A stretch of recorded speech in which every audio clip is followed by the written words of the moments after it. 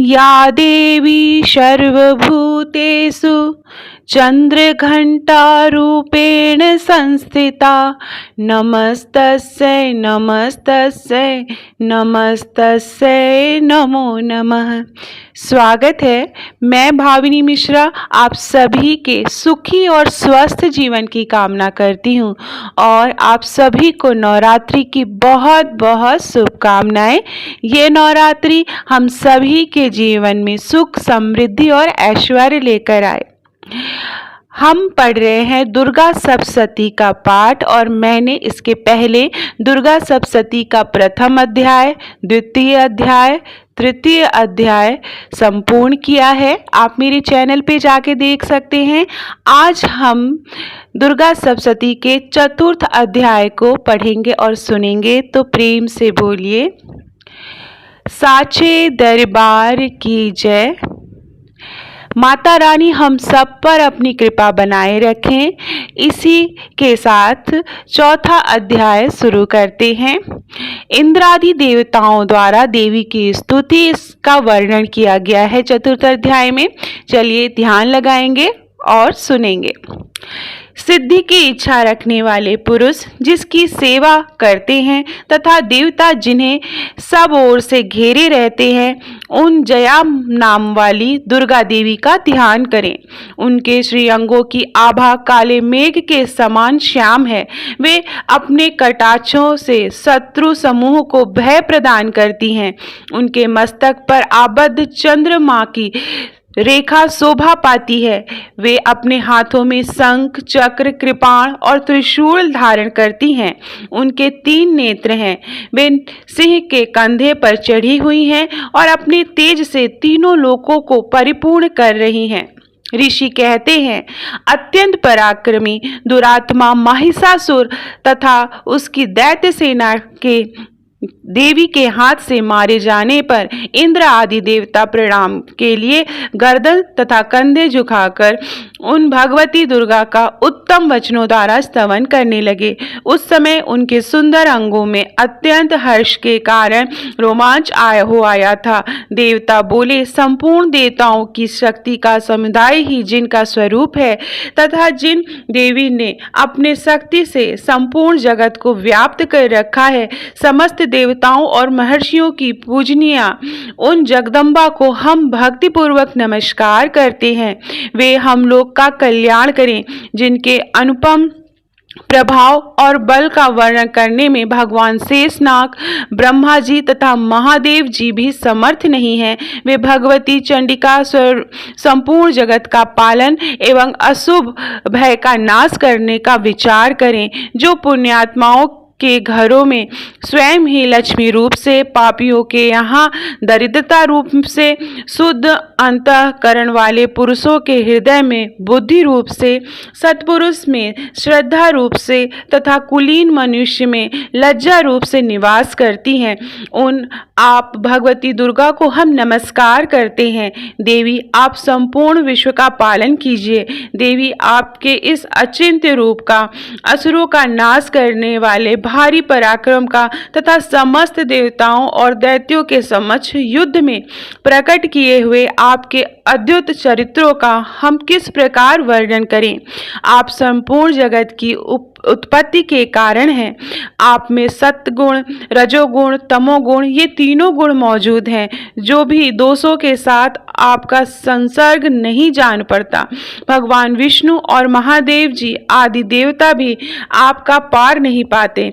आप ही सबका आश्रय हैं।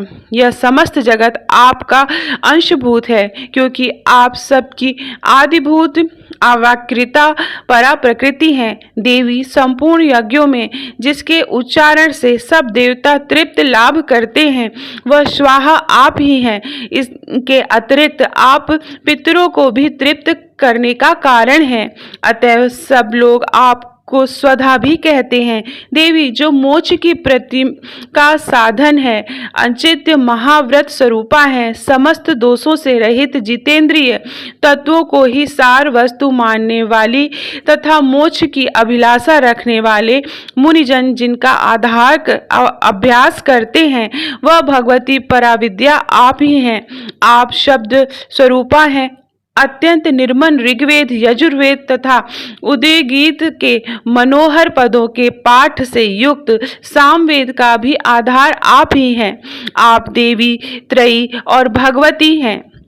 इस विश्व की उत्पत्ति एवं पालन के लिए आपकी वार्ता के रूप में प्रकट हुई हैं। आप संपूर्ण जगत की घोर पीड़ा का नाश करने वाली हैं। देवी जिससे समस्त शास्त्रों के सार का ज्ञान होता है, वह मेधा शक्ति आप ही हैं। दुर्गम भवसागर से पार उतारने वाली नौका रूप दुर्गा देवी भी आप ही हैं। आपकी कहीं भी आसक्ति नहीं है। कैटभ के शत्रु भगवान विष्णु के वक्ष स्थल में एकमात्र निवास करने वाली भगवती लक्ष्मी तथा भगवान चंद्रशेखर द्वारा सम्मानित गौरी देवी भी आप ही हैं। आप मुख मंद मुस्कुरान से सुशोभित निर्मल पूर्ण चंद्रमा के बिंब का अनुकरण करने वाली और उत्तम सुवर्ण की ओर मनोहर कांति से कामनीय है। तो भी उसे देखकर महिषासुर को क्रोध हुआ और सहसा उसने उस पर प्रहार कर दिया। यह बड़े आश्चर्य की बात है। देवी वही मुख जब क्रोध से युक्त होने पर उदय काल के चंद्रमा की भांति लाल और तनी हुई भौहों के कारण विकराल हो उठा, तब उसे देखकर जो महिषासुर के प्राण तुरंत ही निकल गए। यह उससे भी बढ़कर आश्चर्य की बात है, क्योंकि क्रोध में भरे हुए यमराज को देखकर भला कौन जीवित रह सकता है। देवी आप प्रसन्न हो। परमात्मा स्वरूपा आपके प्रसन्न होने पर जगत का अभ्युदय होता है और क्रोधों से भर जाने पर आप तत्काल ही कितने कुलों का सर्वनाश कर डालती हैं। यह बात अभी अनुभव में आई है, क्योंकि महिषासुर की यह विशाल सेना क्षण भर में आपके कोप से नष्ट हो गई। सदा अभ्युदय प्रदान करने वाली आप जिन पर प्रसन्न रहती हैं, वे देश में सम्मानित हैं। उन्हीं को धन और यश की प्राप्ति होती है।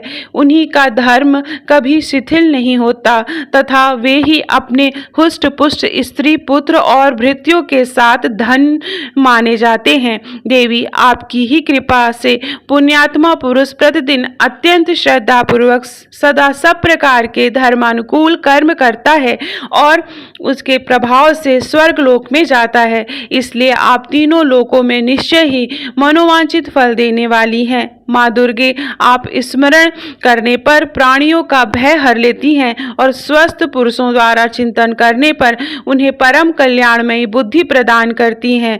दुख दरिद्रता और भय हरने वाली देवी आपके सिवा दूसरी कौन है, जिनका चित्त सबका उपकार करने के लिए सदा ही दयार्द रहता है।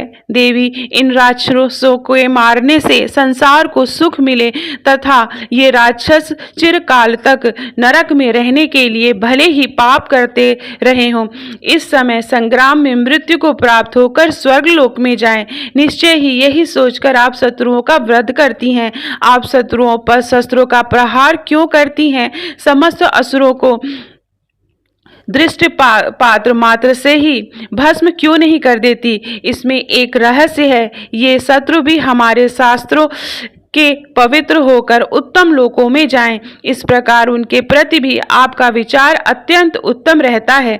खड्ग के तेज से पुच्छ की भयंकर दीप्ति तथा आपके त्रिशूल के अग्रभाग की घनीभूत प्रभा से चौधियाकर जो असुरों की आंखें फूट नहीं गई, उसमें कारण यही था कि वे मनोहर रश्मियों से युक्त चंद्रमा के समान आनंद प्रदान करने वाले आपके इस सुंदर मुख का दर्शन करते थे। देवी आपका शील दुराचारियों के बुरे बर्ताव को दूर करने वाला है। साथ ही यह रूप ऐसा है जो कभी चिंतन में भी नहीं आ सकता और जिसकी कभी दूसरों से तुलना भी नहीं की जा सकती, तथा आपका बल और पराक्रम उन दैत्यों का भी नाश करने वाला है जो कभी देवताओं के पराक्रम को नष्ट कर चुके थे। इस प्रकार आपने शत्रुओं पर भी अपनी दया की प्रकट की है। वरदायिनी देवी, आपके इस पराक्रमी किसके साथ तुलना हो सकती है तथा शत्रुओं को भय देने वाला एवं अत्यंत मनोहर ऐसा रूप भी आपके सिवा और कहाँ है। हृदय में कृपा और युद्ध में निष्ठुरता, ये दोनों बातें तीनों लोग के भीतर केवल आप में ही देखी गई हैं।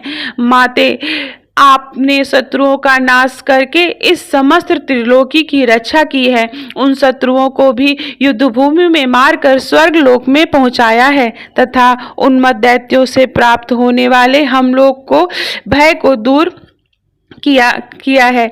आपको हमारा नमस्कार है।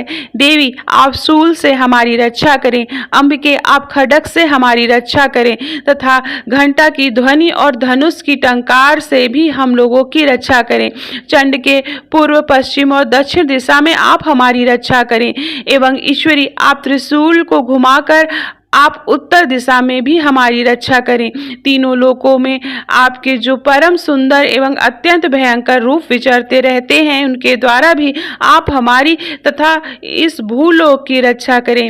अंबिके, आपके कर पांडवों में शोभा पाने वाले खड्ग, शूल और गदा आदि जो जो अस्त्र हों, उन सब के द्वारा आप हम सब की ओर से हम लोगों की रक्षा करें।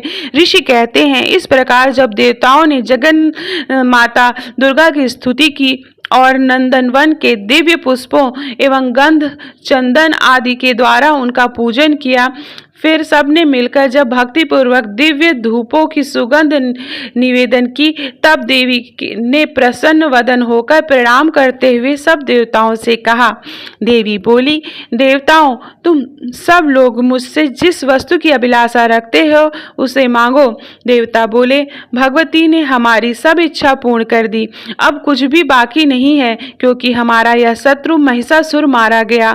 महेश्वरी, इतने पर भी यदि आप हमें और वर देना चाहती हैं तो हम जब जब आपका स्मरण करें तब तब आप दर्शन देकर हम लोगों के महान संकट को दूर करें तथा प्रसन्न मुखी अंबिके, जो मनुष्य इन स्रोतों द्वारा आपकी स्तुति करे, उन्हें वित्त, समृद्धि और वैभव देने के साथ ही उनकी धन और स्त्री आदि संपत्ति को भी बढ़ाने के लिए आप सदा हम पर प्रसन्न रहें। ऋषि कहते हैं, राजन, देवताओं ने जब अपने तथा जगत के कल्याण के लिए भद्रकाली देवी को इस प्रकार प्रसन्न किया, तब वे तथास्तु कहकर वहीं अंतर्धान हो गई।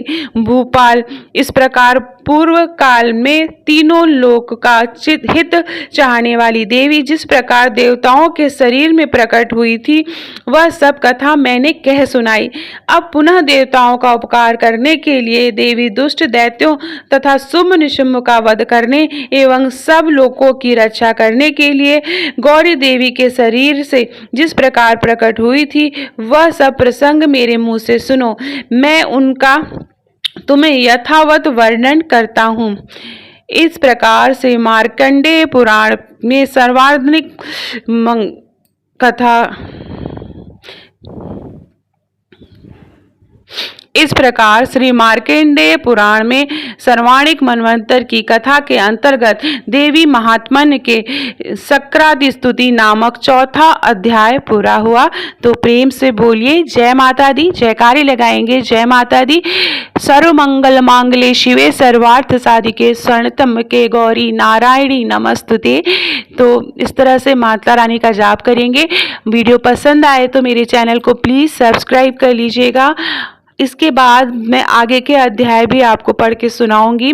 मेरे चैनल पर आपको तंत्रोक्तम देवी सूक्तम का भी पाठ मिलेगा। मैं दुर्गा कवच का भी पाठ डाल दूंगी। बहुत बहुत धन्यवाद ये वीडियो देखने के लिए। कथा अगर आपने सुनी हो तो कमेंट बॉक्स में जय माता दी ज़रूर लिखिएगा। धन्यवाद। जय